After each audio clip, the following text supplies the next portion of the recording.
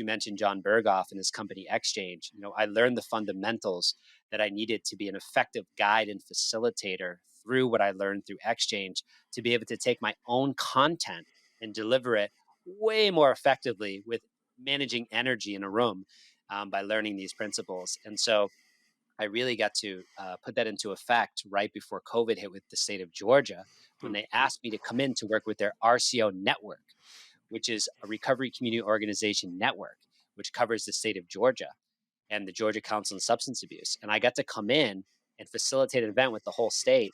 And then they asked me to come in before COVID hit and work with them in like 12 live events to bring their whole system through Hmm. system level change. Let's talk about our vision. Let's talk about our mission. Let's talk about our Hmm. goals and how we can unify. They brought me in to do that work and COVID hit. So I had to do the whole thing online through Zoom and it worked Right. fantastic, which created a whole new business for me.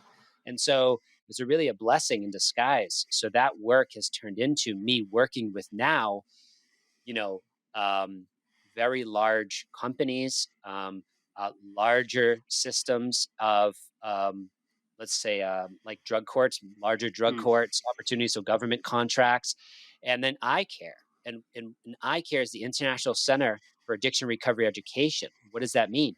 They work with companies. I designed a training called Certified Facilitator in Addiction Awareness, which is for companies. Hmm. So these are facilitators that I'm training that go into companies and they present lunch and learns and awareness of addiction and recovery so that they're not just relying on employee assistance programs. They know exactly where they can go outside of those networks.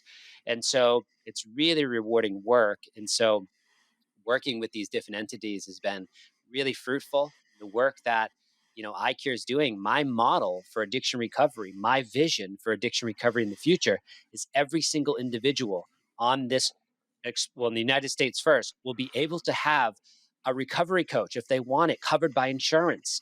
And they are really pioneering this model that could be happening next year. So Hmm. I'm really excited to be involved in that and to fulfill that mission. That's so huge, man. And I mean, that's when we think about having a recovery coach available, right, covered by insurance.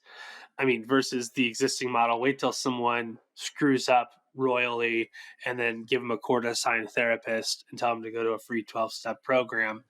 Um, Nothing against the 12-step program or therapy, but this just feels like, a very, definitely a big step in the right direction.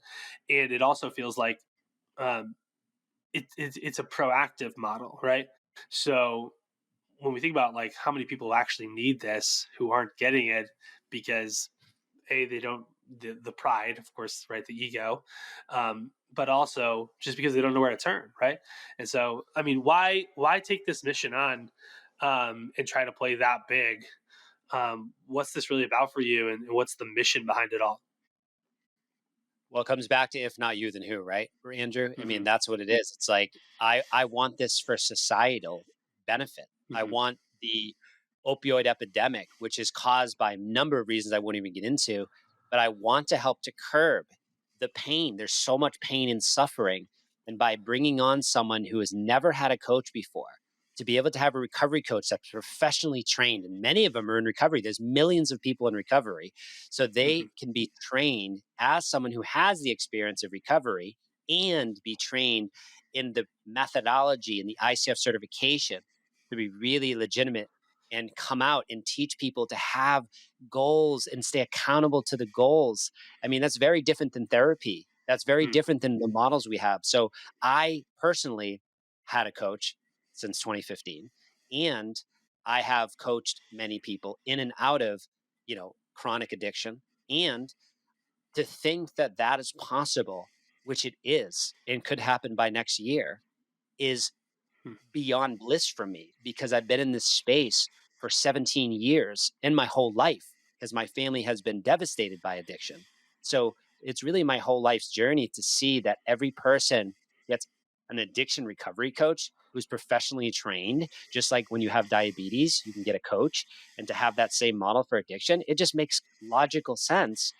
And Hmm. to see what it's done for my life, I'm like, I meet gentlemen and women all the time who come to me and they say, "What can I do to get started? What?" And I'm like, I can give them the puzzle pieces. Who's going to keep them accountable? I can't coach all these people, and we can Right. easily scale this quickly. So, it's an entrepreneurial endeavor, and it's a big purpose driven mission, and it's Hmm. happening.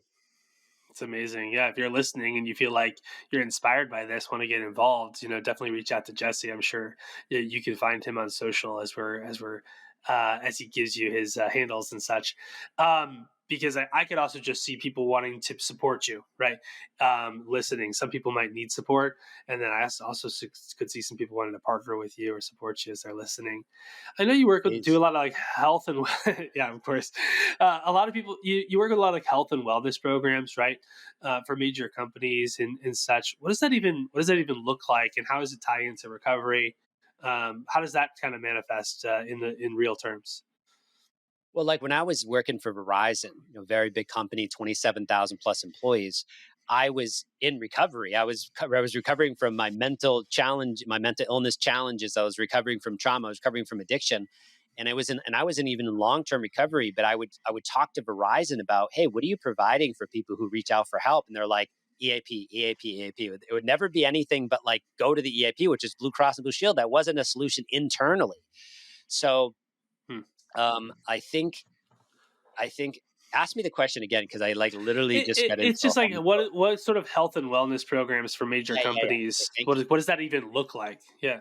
Yeah. So that's where it started for me. I was at Verizon about 14 years. So it really started this drive to Hmm. be like, why isn't there more offerings inside the company with this stuff? And so I ended up as I learned the way to facilitate this technology of facilitation, and then my thirst and hunger for, the buzzwords now is biohacking, but really just Hmm. to learn how I can live optimally. Like, how can I feel these blissful peak experiences just by breath work or cold showers or earthing or all these things that I do, or even optimal eating. And so, or Hmm. fasting or intermittent fasting, all these things. And so I was like, man, I would love to come back into companies and teach this just like I wanted to do with Verizon. And eventually I got the opportunity to do it in Kansas City with this company. It's about $40 million company. They brought me in to do a Hmm. resilience training for 2 hours. And not only did I get paid and they flew me out there, which was a big moment for me in my business. I think it was in 2018, 2019. They had a huge period of growth after that event. They had kept the work that they did in that event for only 2 hours, and they were Hmm. using the mantras and resilience affirmations that were created and the goals that were created around resilience throughout the year.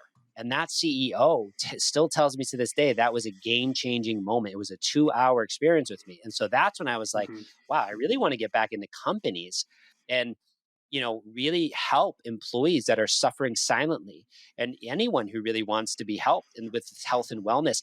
And guess what happened? COVID hit and that changed the game and mental health has become more of a conversation. So I was just in the right position to now, Hmm. and I won't name these companies, but when I start to work with them in time, when I can, I'll tell you these, but these are companies people know that are bringing me in to design health and wellness workshops.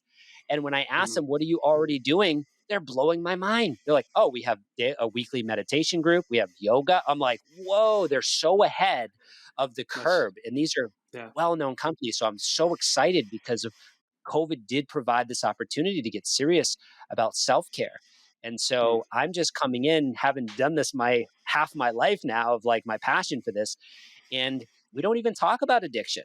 We talk about self regulation. And if addiction comes up, I get to redefine addiction for people. So they're like, oh, wait, then I do have addiction. I do have emotional addictions. And it's Hmm. really exciting to work with businesses that are embracing this change because guess what happens?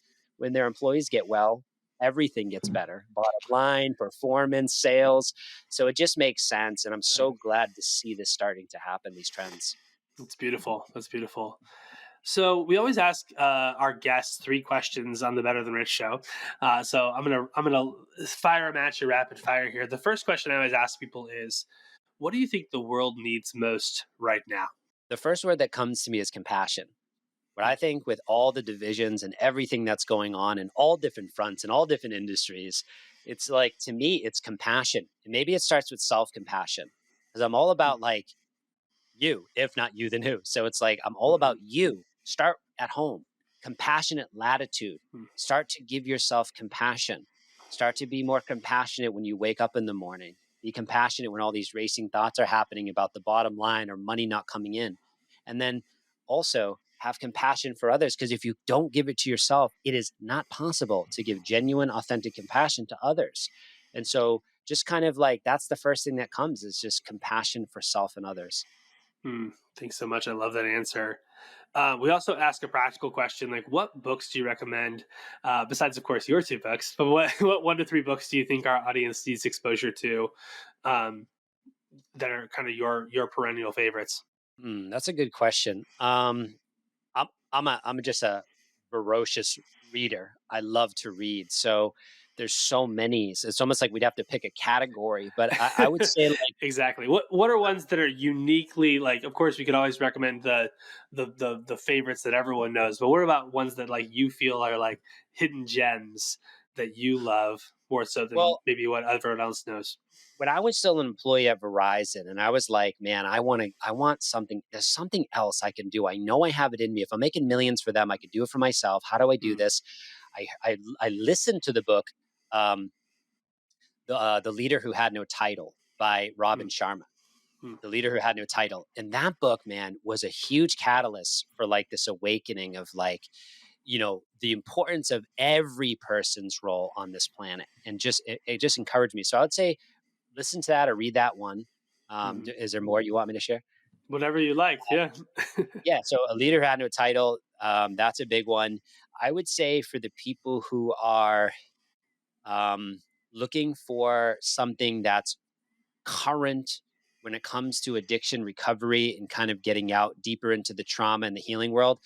Gabor Mate just came out with a book called The Myth of Normal. So Mm, check that one out. That one just came out a few days ago. And I haven't even read it, but I'm already recommending it because of his last books, In the Realm of Hungry Ghosts and a couple mm, others. Um, and I would say the last book that's coming up, and I might as well share it, is like, again, I'm an entrepreneur and I'm an entrepreneur in recovery. I'm an entrepreneur in general, but I'm an entrepreneur in recovery. And I got to tell you that one of the books that really helped me to leave my job was The Success Principles by Jack Canfield.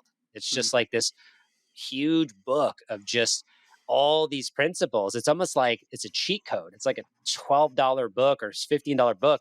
And it gives me like 100 different principles. And I'm just like, man, I'm grateful for books like that.